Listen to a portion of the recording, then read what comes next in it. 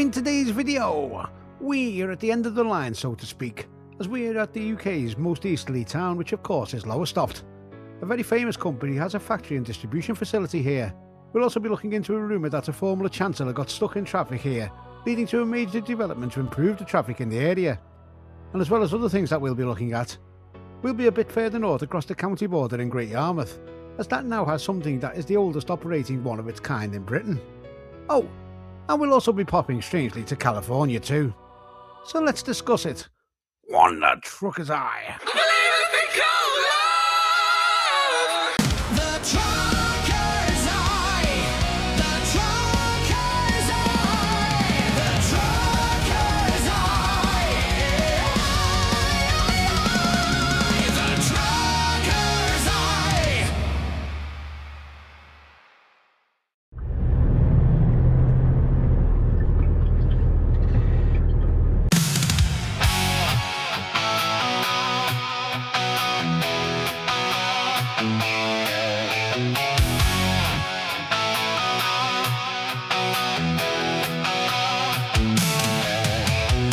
We'll start up near to Great Yarmouth, and a while ago we'd probably have been starting with this.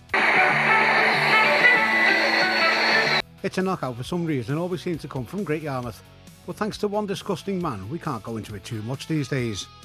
Just ahead in the distance you can see the Braden Bridge. It was constructed in 1985 and was meant to be a part of the A47.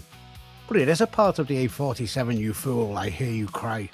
And yes, of course it is. But when it was opened, this road that we are on was designated as the A12, and only later on in 2017 was it renumbered to the A47, as a southern extension route between Great Yarmouth and Lowestoft. Hence these two towns are both featuring in today's video. As you can see using the brilliant side-by-side maps, this section of the A47 was built on the route of a former railway.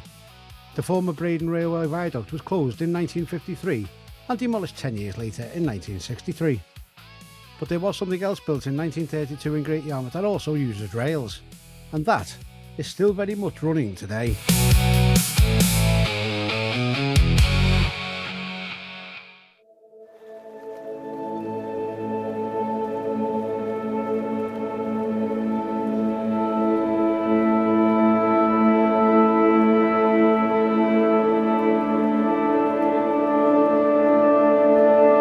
Built in 1932, Great Yarmouth roller coaster is unique in two different ways because of two recent events. Although the wooden roller coaster is only the official third oldest in Britain, it is now currently the oldest roller coaster to be actually operating, and that's due to the UK's second oldest ride, Big Dipper in Blackpool, having a recent derailment, and also the sad news that the UK's oldest coaster, which is the Scenic Railway coaster in Margate, has now had to permanently close as a ride too. So that leaves the Great Yarmouth coaster as the UK's oldest in operation until Blackpool's Big Dipper is repaired and brought back online. But Yarmouth coaster has something else unique too. It's also now the oldest roller coaster with an active brakeman. A brakeman sits on the train and dictates the speed, something which only Margate had too, until its ride was forced to close. Great Yarmouth is still a popular tourist destination with not only the Pleasure Beach, but also the likes of the Sea Life Centre, Merivale Model Village and Joyland. Not to mention 15 miles of beach. But just 11 miles south along Britain's most easterly trunk road, the A47, and whilst it's not as much of a tourist destination as far as holidaying goes, it still attracts a lot of visitors, and mainly for one very notable reason.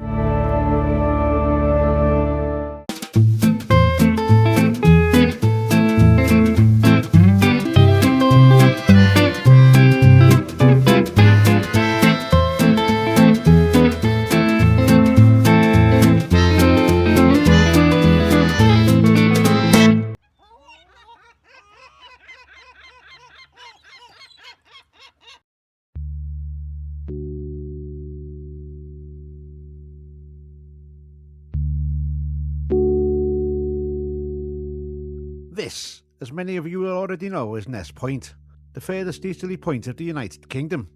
It's the place in Britain which sees the sunrise first on any given day. It's called Ness Point after an old Scandinavian word for a protruding headland. Situated at Ness Point is a huge compass rose. This is called the Euroscope, and it acts as a geographical marker to Britain's most easterly point. It's made from stainless steel and works like a mariner's instrument, showing bearings and distances to towns and cities across Europe, and sometimes even further than that.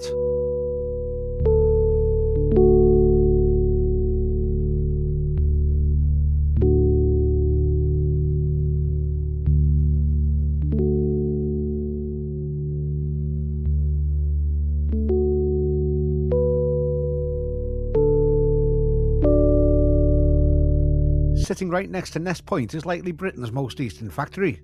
This is the Bird's Eye factory that was built in 1949, making it one of Britain's oldest frozen food factories. Clarence Bird's Eye invented flash freezing in the 1920s, and Unilever bought the rights to the Bird's Eye brand in the 1930s. And this was the first introduction into the UK of the brand. This factory wasn't the only Bird's Eye factory around these parts either. They also built a factory back up the road in Great Yarmouth in 1952. Then, in 1955, Bird's Eye invented something in their Great Yarmouth factory. Anyone partial to Bird's Eye fish fingers? Where with your mum? Fish fingers were now a thing. Bird's Eye closed their Great Yarmouth factory in 2005, and this Lowestoft factory is now the place that makes them. I wonder if you know how many fish fingers are made here every single year. Go on, take a guess. It's 380 million fish fingers every single year. That's a lot of fish fingers. You might think from a logistics point of view that this factory doesn't seem to be in the best place. Usually distribution is best done from a central location. A good example of that would be Daventry. You can see just how many places are going up around the Deft facility there.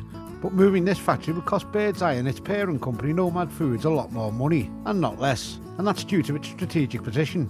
And even though the cod and pollock used in fish fingers today is imported, the factory still sits close to the North Sea fishing grounds. The factory also maintains a cold chain infrastructure based around the port. The workforce is also well experienced and established in seafood processing. However, until just a few years ago, getting to work for many of them in Lowestoft was an absolute nightmare. But the word around the town is that all changed when a visitor to the Bird's Eye factory also got stuck in traffic. Gets around as our Chancellor. Right, you're going to show me how this works. Hard hats, safety glasses, listening, sipping, peas, crabs. The story goes that the then Chancellor of the Exchequer, George Osborne, got stuck in such a terrible traffic delay due to the A47's Bascule Bridge being lifted, and apparently he saw firsthand that it made the traffic so bad in the area that when he got back to Westminster, he made it a mission of his own to unlock the funding for the new Gullwing Bridge that you can see here. And this is roughly the same kind of story that you'll hear from anyone that you talk to in Lowestoft. Something fishy going on at the heart of government? Who'd have thought? Rock music isn't something you would naturally associate Lowestoft with either, but it is the town that gave us these guys. So that means we can officially say that Lowestoft gives us the first light, and it also gives us the darkness. I'll get me coat. But just before we end this video, we need to get back up to Norfolk near to Great Yarmouth again, and for some reason, there seems to be something very American there.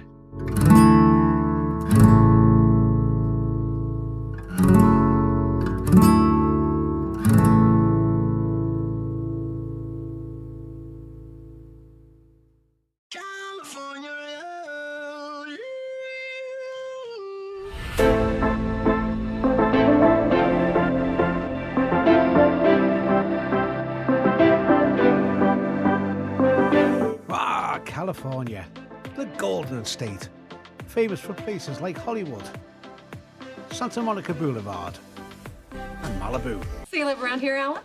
No, I live down by the beach. Santa Monica? Malibu. Ooh, Malibu. Yep. We just call it the Boo. It's also the place where the great TV shows of the 1980s were set. Programs such as Knight Rider, Chips, and The Fall Guy. But sadly though, we're not talking about this California. We're talking about California as in California. You know the one. Next to Scratby.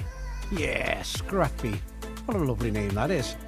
California in Norfolk sits just 5 miles north of Great Yarmouth, and how it got its name is actually quite a quirky story. California in America became notorious for the gold rush. That began in 1848 when gold was found at Sutter's Mill in Coloma. It triggered one of the biggest migrations in American history. Meanwhile, back in good old Blighty in Norfolk, around the same time a stash of 16th century gold coins was found on a beach. The area nearby at that time didn't have any settlements, and having read about the American gold rush in the newspapers, the locals who made the discovery cheekily decided to call this area of Norfolk California. Brilliant! But did you know that it's not the only California in the UK either? But that'll have to be another story for another day. I do hope you've enjoyed this video. Click the like and subscribe buttons if you have. And I'll see you all next time. One trucker's eye. California girl.